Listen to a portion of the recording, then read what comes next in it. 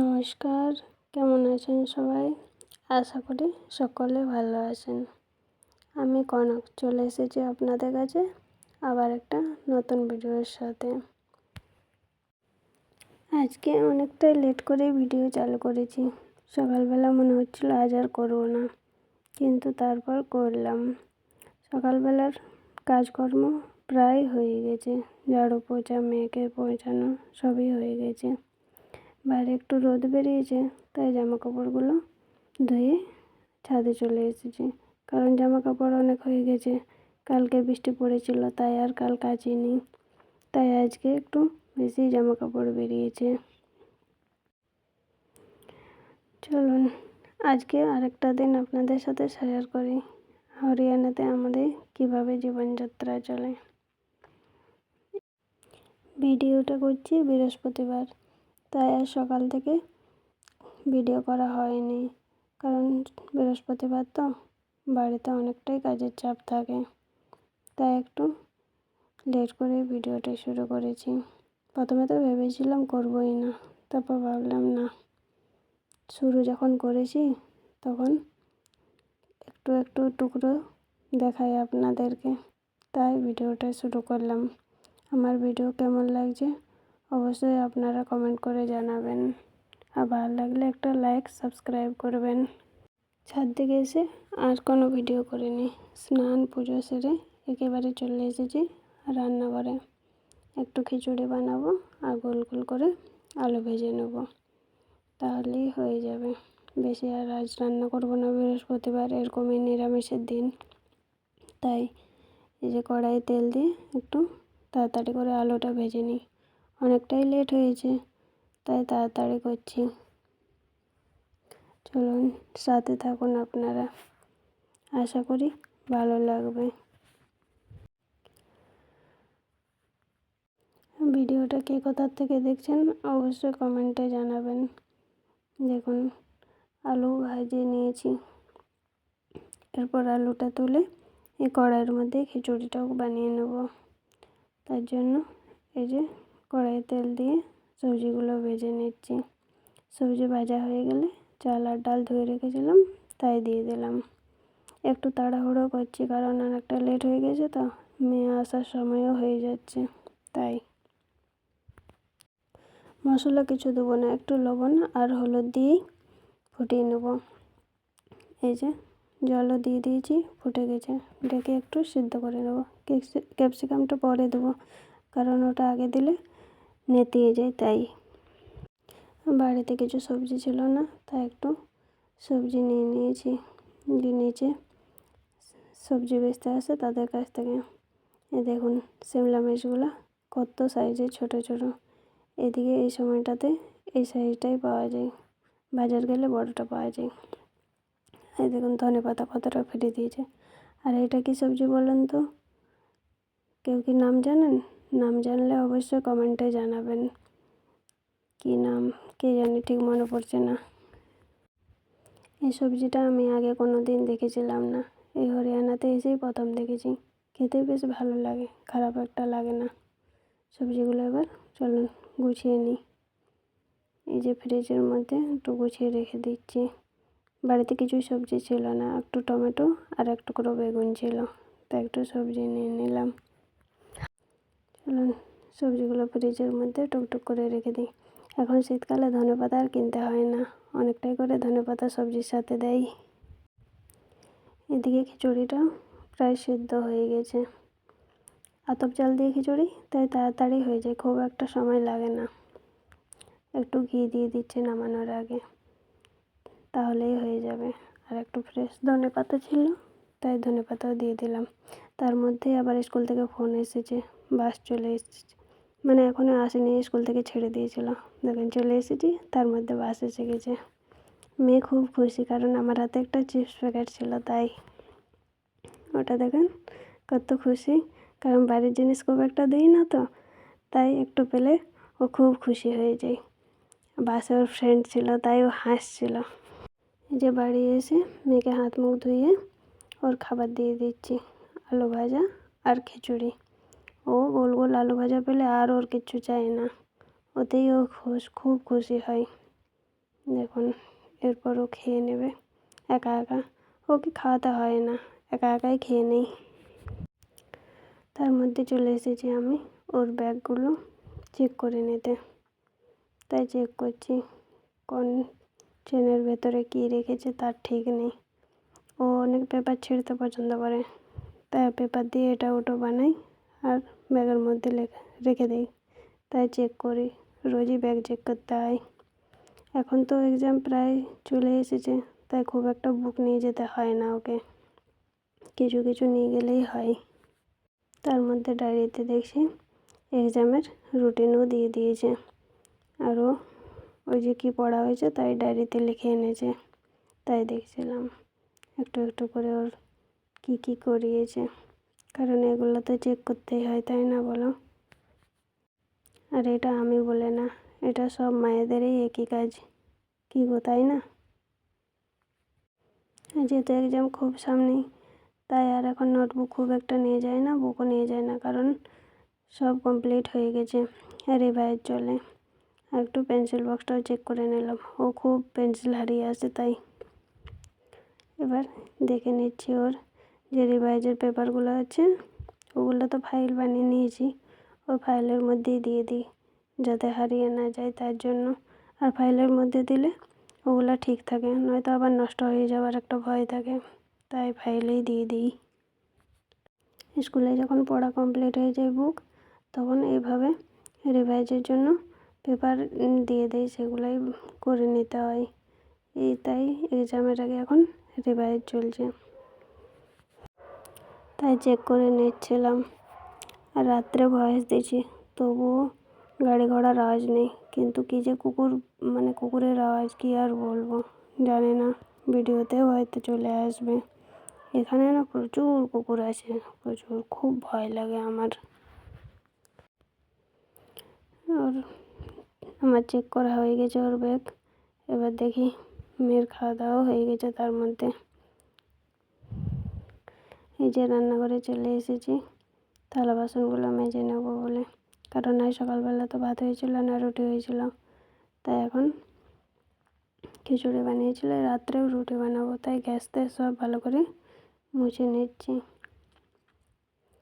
চলুন একটু একটু করে কাজ করি।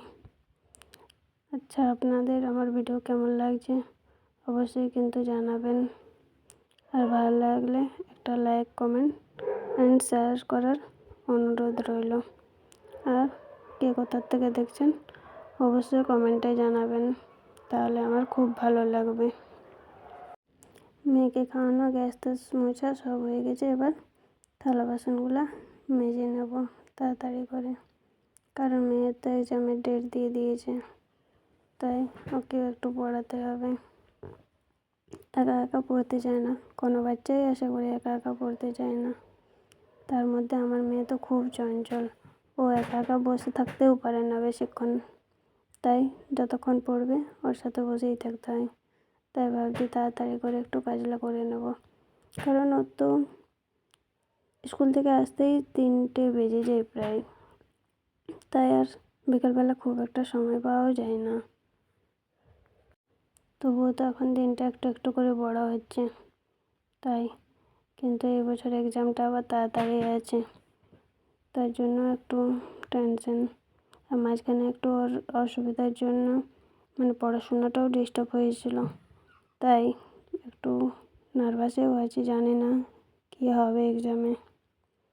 দেখা যাক, পড়াশোনার জন্যেই তো মেয়েকে নিয়ে এত দূরে থাকা, যদি রেজাল্ট ভালো না করে তাহলে ভালোও লাগে না।